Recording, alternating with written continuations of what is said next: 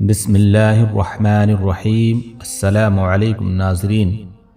حضرت سیدنا حسن بصری علیہ الرحمہ فرماتے ہیں، میں ایک متقی و پرہیزگار شخص کے جنازے میں شریک ہوا۔ اسے بصرہ کے قبرستان میں دفن کیا گیا۔ تدفین کے بعد لوگ اپنے اپنے گھروں کی طرف چلے گئے اور میں قریبی جنگل کی طرف چلا گیا۔ وہاں اللہ عز و جل کی قدرت میں غور و فکر کرتا رہا۔ ایک جگہ بہت گھنے درخت تھے۔ میں نے جب بغور دیکھا تو ان درختوں کے پیچھے ایک غار نظر آیا۔ میں نے اپنے دل میں کہا، شاید یہ غار ڈاکوؤں اور لٹیروں کی آماج گاہ ہے۔ جب میں اس غار کے قریب گیا تو دیکھا کہ وہاں نورانی چہرے والا ایک حسین و جمیل نوجوان اون کا جبہ پہنے بڑے خشوع و خضوع سے نماز پڑھ رہا تھا۔ میں اس کے قریب جا کر بیٹھ گیا۔ اس نوجوان نے رکوع سجود کے بعد سلام پھیرا اور میری جانب متوجہ ہوا۔ میں نے سلام کیا اور اس نے جواب دیا۔ میں نے اس سے پوچھا، اے میرے بھائی، آپ کہاں کے رہنے والے ہیں؟ اس نے کہا، میں ملک شام کا رہائشی ہوں۔ میں نے پوچھا، آپ شام سے بصرہ کس مقصد کے لیے آئے ہیں؟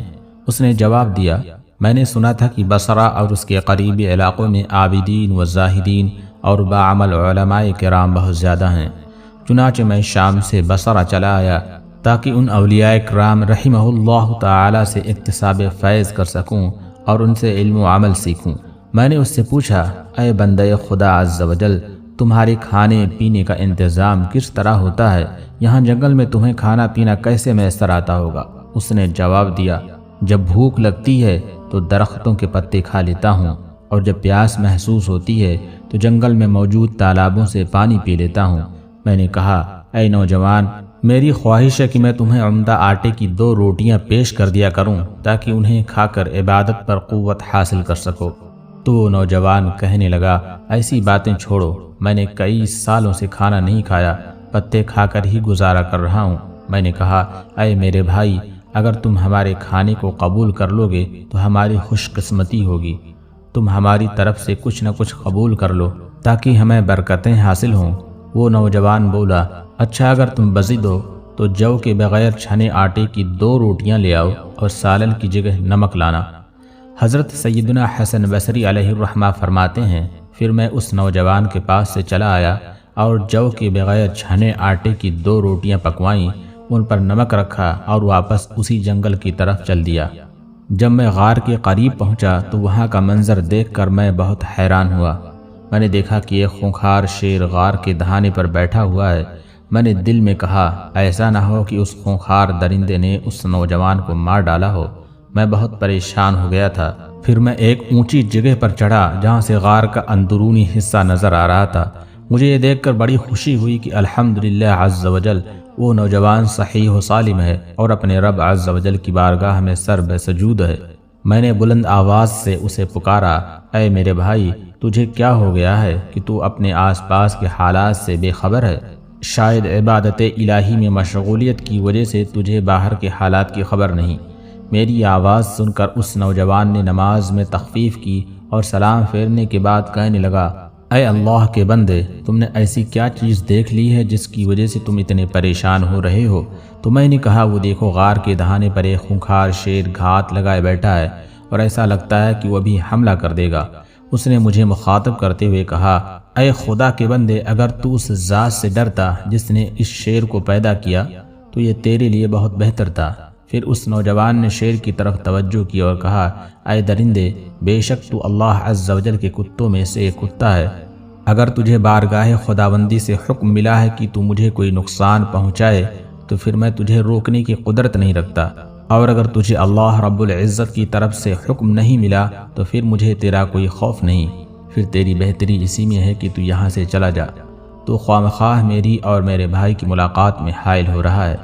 ابھی اس نے خصلت نوجوان نے اپنی بات مکمل بھی نہ کی تھی کہ وہ شیر دہاڑنے لگا اور دم ہلاتا ہوا وہاں سے اس طرح بھاگا جیسے اسے اپنا کوئی شکار نظر آ گیا ہو۔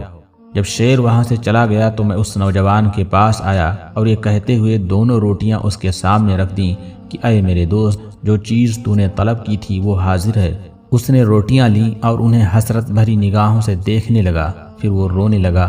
روتے روتے اس کی ہچکیاں بندھ گئیں۔ پھر اس نے روٹیاں نیچے رکھ دیں اور آسمان کی طرف دیکھتے ہوئے کہنے لگا، اے میرے پروردگار، میں تجھے تیرے عرش عظیم کا واسطہ دے کر التجا کرتا ہوں کہ اگر تیری بارگاہ میں میرا کچھ مرتبہ و مقام ہے اور میں تیری بارگاہ میں مردود نہیں بلکہ مقبول ہوں، تو اے میرے اللہ عز و جل مجھے اپنے قرب خاص میں بلا لے اور میری روح قبض فرما لے۔ حضرت سیدنا حسن بصری علیہ الرحمہ فرماتے ہیں کہ ابھی اس نوجوان نے یہ دعا مکمل ہی کی تھی کہ فوراً اس کی بے قرار روح اس دنیاوی زندگی کی قید سے آزاد ہو کر عالم بالا کی طرف پرواز کر گئی۔ میں واپس اپنے علاقے میں آیا اور چند متقی و پرہیزگار لوگوں کو جمع کیا تاکہ ہم اس نوجوان کی تجہیز و تکفین کر سکیں۔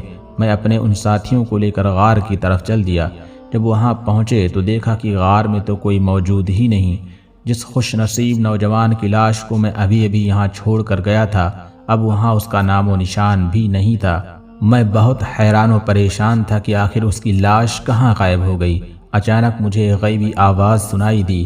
کوئی کہنے والا کہہ رہا تھا، اے ابو سعید، اپنے رفقا سے کہو کہ وہ واپس چلے جائیں، اب اس نوجوان کی لاش کبھی نہیں ملے گی کیونکہ اس کی لاش کو یہاں سے اٹھا لیا گیا ہے۔ سبحان اللہ، اللہ تبارک و تعالیٰ اپنے نیک بندوں کی غیب سے مدد فرماتا ہے۔ اللہ تعالیٰ کی ان پر کروڑوں رحمت ہو اور ان کے صدقے ہماری مغفرت ہو، آمین بجاہ النبی الامین صلی اللہ تعالیٰ علیہ وآلہ وسلم۔